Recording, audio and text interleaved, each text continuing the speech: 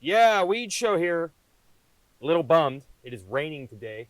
Stayed home from the Anaheim 3 Supercross because we're going to the Vurb Shred Tour at Moto 40. If you watched our Friday preview of the race, we were there to ride Friday. Bunch of family stuff to do Saturday. Watched the race. Stayed up late last night. Got to hang out with the Vurb guys and watch the race together. That was really cool. Especially, we also had all-time Jason Anderson buddy James Hansen, who worked with him for years at Monster Energy Drink. He was super pumped that his guy got the win. We'll recap it all, brought to you by Racetech and their gold valves here. You know the gold valves. Suspension will be plusher, better bottoming resistance, more traction, made and engineered in the USA. But I did say I'm bummed. And what I'm bummed at is we plan on going back and riding today, and it rained. So we're all packed up. We got our gear. I got my buddy back there. Say hi, Lane. Do we get to ride today? We ride all conditions, dude. I'm barely here. When I'm here, I want to ride no matter what. So we got rained out. So I got all this stuff packed up, and now I'm just going to cruise around town and look cool because I got a pickup truck with dirt bikes in the back. That's all I can do is at least look cool. But hey, that's the local track action, man. You know, you got to dodge the rain sometimes, and that's how it goes. And that leads me to the theme of Anaheim 3. How interesting is this? That the battle boiled down to Eli Tomac and Jason Anderson. And what's interesting about that is there are many riders who have been amateur rivals through the years, and maybe they meet up at Loretta's or whatever other big races there are, be it Mammoth or the spring races in Texas through the years, or Ponca City, Mini Olympics, all that. Anderson and Tomac are a little bit different because really Anderson is from the close to the Colorado border area of New Mexico, and Tomac is from close to the New Mexico border of Colorado. So as Anderson won the race last night and went into the press conference, he had to acknowledge how crazy it is that he's been racing Eli Tomac for, as he said in typical Jason Anderson talk, an insane amount of years. And Justin Barcia ended up finishing third. Now, Barcia is originally from New York and then moved to Georgia, Florida state line, not the band, but they did meet up with Barcia a lot at the bigger amateur events. But Tomac and Anderson even raced against each other locally. Tomac mentioned some local track I never heard of. He said right around 65 days, 8-7 is when they first met up. So they thought that was cool to have gone now 21, 22 or so years and still be racing each other and doing it at the top level. And look, Tomac and Barcia, they've had some run-ins through the years. They've had some ill words, bad feelings, whatever you want to say. But I think all three of these riders, as veterans, knowing that as they get into the late 20s, in a previous generation of the sport, they would not be getting 450 podiums. In fact, maybe they would just be retired, or maybe they would be taking a step back.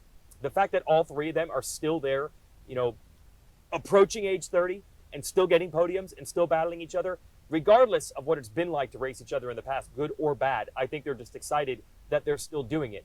And all three have definitely reached that I have an appreciation for the sport thing that you only really find riders have around age 27 and 28 if they get there, if they choose not to retire at that point. There's a lot of things that you take for granted if you're a big superstar coming through the ranks, as all three of them were. But when you start to see what life would be like without racing, and Barcia had some bad years way back in his JGR days, looked like he might be done. Tomac experienced it when the pandemic shut racing down in 2020. And I remember he famously told me, I will never complain about going to the airport again if we just get to go racing again. And I think Anderson at one point, the travel, the wear, the obligations, it was starting to weigh on him as well. And maybe he started to picture what life would be like if he didn't want to race anymore. And then he realized racing dirt bikes is really fun. So all three of these guys, checker past or not, really enjoyed dicing with each other. And let me throw this in there as well. If you think about how many times Tomac and Anderson have raced, Anderson diplomatically said, if you look at the history, you know that Tomac's going to be hard to hold back.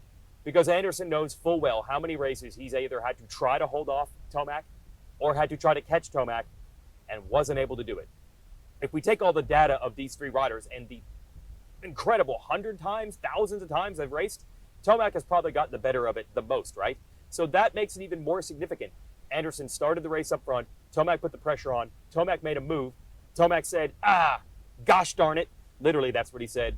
He went 2, 3, and then cased jump, and that was just enough for him to complete the pass, but not get enough distance to seal Anderson off. Anderson was able to dice back, slice back underneath, and retake the lead. And then the whoops at that point had become a minefield. They had already wiped out a lot of 250 talent who had gone down there. And then, look, you're looking at Anderson, Barcia, and Tomac, who are some of the best of the business in whoops. Second half of their main, even they started to struggle. There weren't any good lines left. was a bit of a survival race, and Tomac didn't have it in him to go back after Anderson, and Anderson pulled away and won straight up. And like I said, the data shows that, yes, Anderson has been able to beat Tomac before, but straight up Tomac behind him for 20+1 and holding him off and even fending off an attack and repassing him, and that's big for Anderson. It's already been a banner season, a rejuvenation season for Anderson, but this is another big feather in the cap.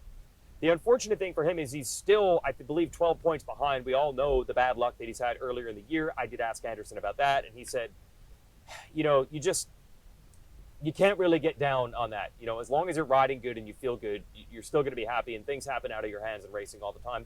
And if you're him, you just got to hope that it happens to Tomac, and maybe you get those points back in one fell swoop in one night. Barsha said that they had been too aggressive with bike changes after round one, and it didn't work. So he really, I believe, was insinuating a gearing change, which has really helped with the starts, because the starts were terrible the last couple of rounds. It wasn't great on Saturday night, but it was certainly better. So good for Barsha to get back up there on the box. Familiarity. Familiarity is one other theme.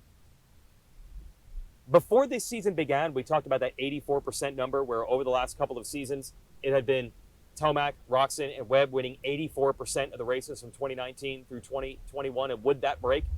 Okay, there are some old favorites up on the box tonight, but Tomac is the only one of that trio that's really been dominant in the series the last couple of years that's still doing it, because it is full-on panic alarm, panic button level for both Cooper Webb and Ken Roczen. Cooper Webb, for the third week in a row, is basically the 8th best rider in Supercross. As I mentioned in the preview for this race on Friday, does that mean it's over? He can't win the title? Absolutely not. The math, he's not eliminated. But we have not seen many Supercross titles won where a rider gets 6 rounds deep in the series. He's only the 8th best. He continually is getting 8th place. And then he ramps it up to such a significant degree that he wins a bunch of races and gets back into it. And by the way, he was about 40 seconds down on Anderson at the end of this one. 40 seconds. It's really hard to find 40 seconds at round 6. Rounds 1 and 2, when things are crazy and people are trying different things, possible. But this has got to be very, very alarming in the Cooper Webb camp. And then for Ken Roczen, he got pushed into a tough block in turn 1. So that really hurt his chances. He was coming from the back, but he only came back to 11th. At no point did he look amazing. Not in practice, not in his heat race.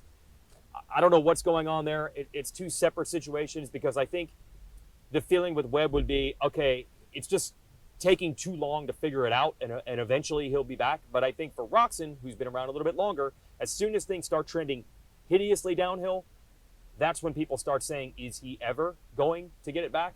Now, look, we probably thought that guys like Anderson and Barsha and Tomac, as I said, were going to be retired at some point by the time we got to the 2022 season. So I never want to just assume the career path that a rider is about to embark on, but it is definitely looking bad for Roczen. Can you believe how quickly it has changed for Roczen? He won in this same stadium 6 weeks ago. It looks completely different. It's unbelievable how much has changed. And then familiarity in the 250 class. Look, Christian Craig's strength has always been the whoops, and it has worked out brilliantly for him that the whoops have been gnarly in just about every single round this year. And somehow, I think the Anaheim 3 whoops were even gnarlier than the Anaheim 1 whoops, which were nuts. And he exploited his advantage best there, not just because he was fast, but because he was basically the only rider in the 250 class able to get through them cleanly. I asked Michael Moseman, who had a crash in the whoops and also crashed at the beginning of the race and somehow rallied back for third, what was so difficult about the whoops. And he said the 9th whoop, he thinks probably about the 9th whoop, was basically shaped like a curb, and there was no good line. There was literally nothing you could do. And Hunter Lawrence, who I've been singing the praises of his consistency and how smooth he has looked, specifically in whoops all year, they even bit him. He was doing everything he could to keep Craig in sight and apply pressure. It looked like a battle might be brewing early in the race, and then he went down in the whoops. He did not finish. So hopefully he's okay, but more importantly, now Craig has a gigantic points lead, because bad night for Hunter this time and bad night for Moseman at the last race in Glendale. So now Craig is sitting on a gigantic points advantage with a big break, because 250 SX East is going to start. If you're Craig, you don't even want to talk about this thing, but he basically has to not get hurt. He's going to be testing his 450 to race outdoors on it during this break time. He said he would love to race a 450 in Supercross. He'll be ready if the phone call comes. I don't think it's happening. Star Racing is pretty well represented in the 450 division this year. All right, we're back home, and the familiar is this. You know Craig is good in the whoops. You know Craig is good all around, and he exploited that advantage to its maximum, and now he has a giant lead, and it is his championship to lose. You going back inside? He's done. And Tomac, look, he still has the points lead. That was a great fight back from Anderson. But what hasn't changed is that those have been the top two guys. Sexton usually in there with him. It was a so-so night for him. He was only 7th. We're seeing a breakaway between two familiar faces and two riders that are very familiar with each other's faces in this series as well. And the signs of life that others need to get into this thing, we're still not seeing those signs. Some things aren't changing. We'll see if going east in Minneapolis next weekend does it. Thanks to Race Tech for backing our show. We'll see you. I'll be at the race next weekend because I'm not going to take a weekend off to go riding and just have it rained out. But I do want to thank folks at Vurb Moto. Yesterday's action at the track was spectacular, and it was great Friday as well. Chad Reed's actually the owner of the Moto 40 track, so good job, Chad.